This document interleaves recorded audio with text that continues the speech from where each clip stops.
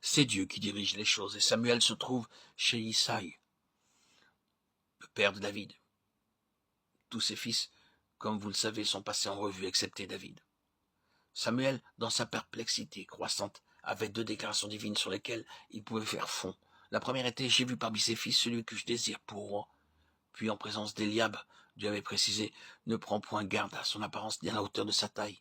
L'Éternel ne considère pas ce que l'homme considère. L'homme regarde à ce qui frappe les yeux, mais l'Éternel regarde au cœur. » Dieu sait à quoi il s'expose en choisissant un roi. Il se rend compte que ses intentions pourront le plus facilement du monde être foulées aux pieds.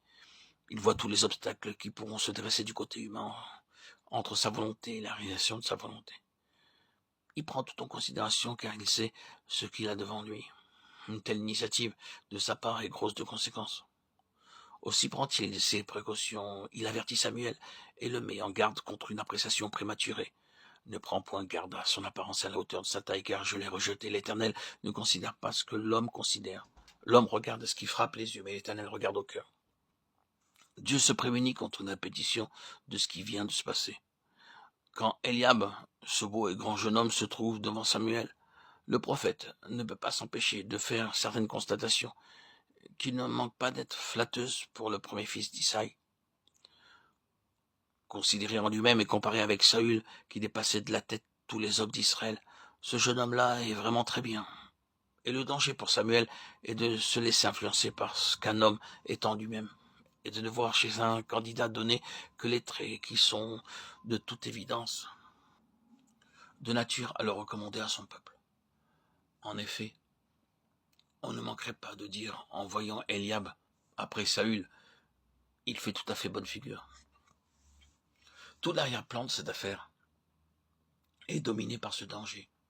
Un choix qui serait déterminé par le fond naturel, les ressources propres de l'élu, qui se recommanderait ainsi par ce qu'il est en lui-même.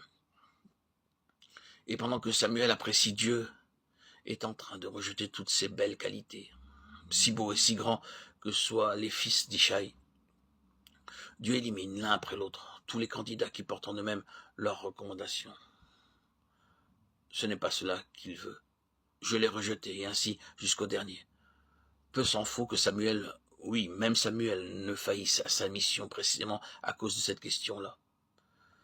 Certainement, s'était-il dit en voyant Eliab, loin de l'Éternel et ici devant lui.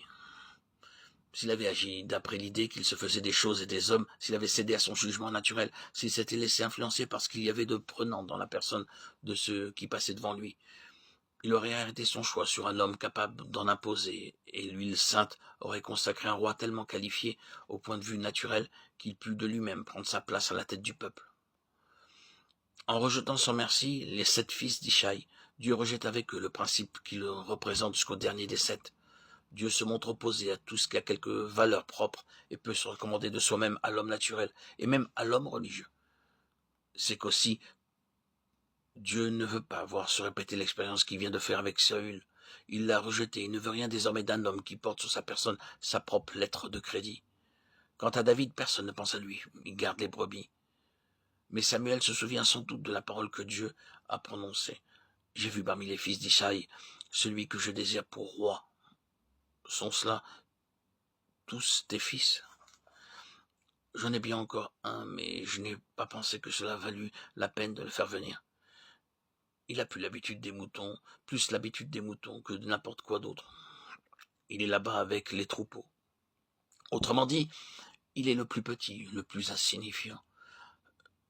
Ce n'est pas la peine de l'amener. J'ai pensé qu'il pouvait aussi bien rester là-bas. Envoie le chercher, car nous ne nous placerons point qu'il ne soit venu ici.